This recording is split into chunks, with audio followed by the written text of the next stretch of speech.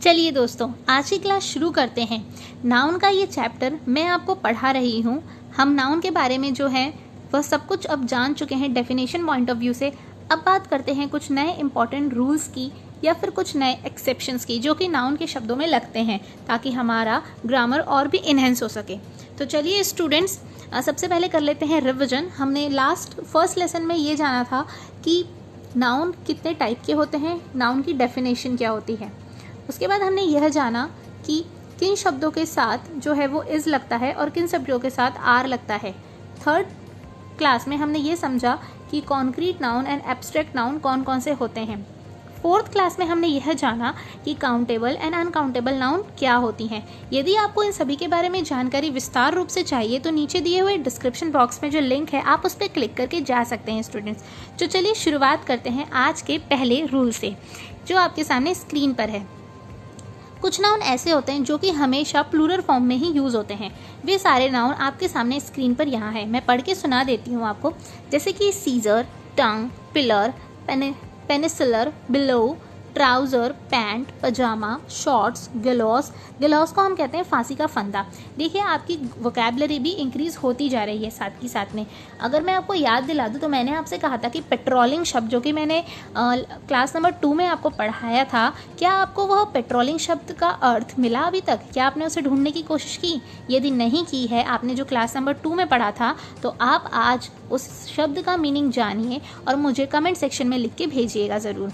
कुछ नए शब्द आज हम सीख लेते हैं रूल के साथ। जैसे गिलॉस का मतलब होता है फांसी का फंदा, फैंक्स का मतलब होता है डंक, स्पेकल्स यानी कि चश्मा, गॉगल्स यानी कि गॉगल्स जो आप पहनते कलर्ड वाला, जो सनग्लासेस से बचने के लिए पहनते हैं आप, बाइनोकुलर्स यानी कि दूरबीन, आई ग्लास जैसे कि कभी इन्फेक्शन वगैरह हो जाता है तो उस समय एक ट्रांसपेरेंट ग्लास दिया जाता है आपको पहनने के लिए, चश्मे की तरह ही होता है पर आपकी आंखें पूरी ढकी हुई ढक जाती हैं उससे, तो उसे हम कहते हैं आई ग्लास। आर्म्स मतलब दान देना, एमेंड्स मतलब संशोधन करना, आर्चीव मतलब किसी भी चीज़ के दस्तावेज को सुरक्षित रखना। आपने देखा होगा कि आपके जीमेल अकाउंट पे भी एक आर्चीव का शब्द आता है जिसमें आप अपने मेल्स को आर्चीव यानी कि सेव करके दस्तावेजों को रख सकते हैं। एराज होता है ऑस्पिशियस, कॉन्ग्रेचुलेशन, एम्बर्स यानी कि राख, फायर वर्क, लॉगिंग, आउटस्किंग, आप ये सब पढ़ सकते हैं। ये सारे शब्द जो हैं वो आपके सामने स्क्रीन पर हैं, आप आराम से इन्हें पढ़ लीजिए 1 सेकेंड के लिए। ये वही शब्द हैं जो कि हमेशा प्लूरल फॉर्म में यूज आते हैं, और वे नाउन जो कि प्लूरल होती हैं वे अब हम अपने साथ जो है वो प्लूरल ही वर्ब लेंगी। यदि कोई नाउन सिंगुलर नाउन होती है तो वो अपने साथ सिंगुलर वर्ब का इस्तेमाल करेगी। तो ये वो शब्द हैं जो कि अपने आप में ही प्लूरल फॉर्म दिखाते हैं या अपने आप में ही प्लूरल हैं। तो इनके साथ याद कीजिए आप स्टूडेंट्स कि इनके साथ हमेशा क्या लगेगा, प्लूरल वर्ब लगेगी। चलिए देखते हैं एग्जाम्पल के साथ। वेयर आर माई पैंट्स, मेरे पैंट्स कहाँ हैं, ये क्वेश्चन पूछा जा रहा है। वेयर जो है वो WH फैमिली का है और इसके बाद जो है वह हेल्पिंग वर्ब आई है और उसके बाद माई पैंट्स लिखा है। माई पैंट्स जो है वो इसे नाउन बना रहा है, ठीक है। माई जो है वो पोजीशन बता रहा है और पैंट्स जो है यहाँ पे नाउन है जो कि ऑब्जेक्ट के स्थान पर इस्तेमाल किया गया है। स्टूडेंट्स देखिए, यहाँ पे पेंट के लिए जो है वह क्या लगा है, आर लगा है। पेंट के लिए क्या लगा है स्टूडेंट, आर लगा है। पेंट, पजामा, ट्राउज़र, इन सभी के लिए जो है वह आर शब्द का इस्तेमाल होता है। उसी प्रकार प्लिकर होता है, उसके लिए जो है वह आर का इस्तेमाल होता है, चिमटा जिसे हम कहते हैं। चलिए सेकंड सेंटेंस पढ़ते हैं। वेयर आर दी टंग्स, तो देखिए यहाँ पे टंग्स के लिए क्या लगा है स्टूडेंट्स, यहाँ पे टंग्स के लिए भी जो है वो क्या लगा है, आर लगा है। Proceeds were deposit in the banks. Proceeds का मतलब होता है कि वे चीज़ें जो कि आपकी डिपॉजिटरीज हैं उन्हें हम कहते हैं प्रोसीड, यानी कि प्रोसीड जो है वो एक प्रकार का आपका धन होता है जो भी आपने कमाई की है। किसी भी जैसे आपने किसी सामान को बेचा तो उस सामान को बेचने के बाद जो उसका प्रॉफिट होता है उसे हम कहते हैं proceed. Way the proceeds were deposited in the bank.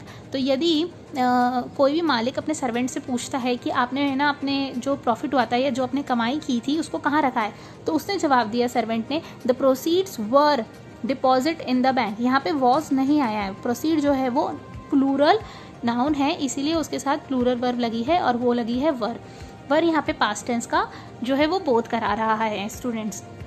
अब आपके सामने दूसरा है सेंटेंस, ऑल हिज एसेट्स वर सीज।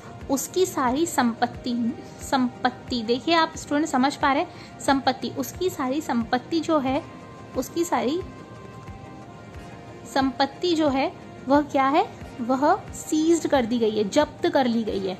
तो आज आपने कुछ नए वोकैबुलरी के शब्द सीखे हैं। इस वीडियो को बार बार रिवाइंड करके देखिएगा, आपको शब्द अपने आप ही याद हो जाएंगे और जैसे जैसे आप प्रैक्टिस करेंगे वैसे वैसे आपको वोकैबुलरी पढ़ने की भी ज़रूरत नहीं पड़ेगी। चलिए दूसरा देखते हैं, arms. Arms are given to the beggars. Arms जो होते हैं वो क्या होता है स्टूडेंट्स, वह दान होता है, किसी को भिक्षा देना, किसी को दान देना। तो alms are given to the beggars. और the embers of 5 were still burning. देखिए स्टूडेंट्स, एम्बर्स का मतलब क्या होता है, राख। मैंने आपको बताया अभी यहाँ पर एम्बर्स का मतलब क्या होता है, राख, यानी कि जो राख है ऑफ 5 मतलब कि जो चिता है। अब देखिए यहाँ पे इंग्लिश में सेंस का बहुत खेल होता है, अब सीखिए इसे। ये सेंटेंस क्या कह रहा था, एम्बर्स ऑफ 5 वर स्टिल बर्निंग, यानी कि उन 5 लोगों की चिता अभी भी जल रही है। स्टूडेंट्स, उन 5 लोगों की चिता जो है वो क्या है, अभी भी जल रही है। तो इससे आप समझ सकते हैं कि एम्बर्स जो है उसके लिए वर लगा है, उसके लिए प्लूरल वर्ब लगी गई है। तो आज आपने जो है वो 1, 2, 3 एंड 4 नए शब्द सीखे और उनका अर्थ सीखा। इसे अपने माइंड में आप रिविजन के तौर पर रख दीजिएगा ना। नेक्स्ट लेक्चर में हम इन्हें रिवाइज ज़रूर करेंगे। चलिए, कुछ ऐसे नाउन होते हैं स्टूडेंट्स जो कि लगते तो प्लूरल हैं लेकिन होते सिंगुलर हैं। जैसे कि मैं आपके सामने कहूँ न्यूज़, अब एस लग गया है, इनिंग्स एस लग गया है, politics, summons, physics, economics, ethics, athletics, billiards, shingles, rackets, measles and mums.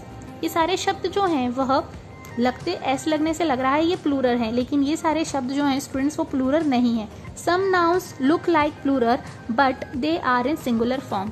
चलिए एग्जाम्पल से समझते हैं। No news is good news, कोई भी न्यूज़ गुड नहीं है। न्यूज़ के लिए यहाँ पे क्या लगा है स्टूडेंट्स, इज लगा है। Politics is a dirty game, politics एक डर्टी गेम है।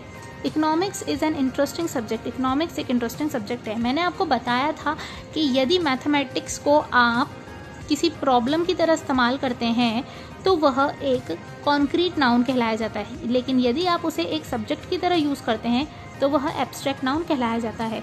यदि आपको यह इस बारे में और जानकारी चाहिए तो आप लेक्चर नंबर 3 यानी कि क्लास नंबर 3 जो नाउन की है वह पढ़ सकते हैं और देख सकते हैं।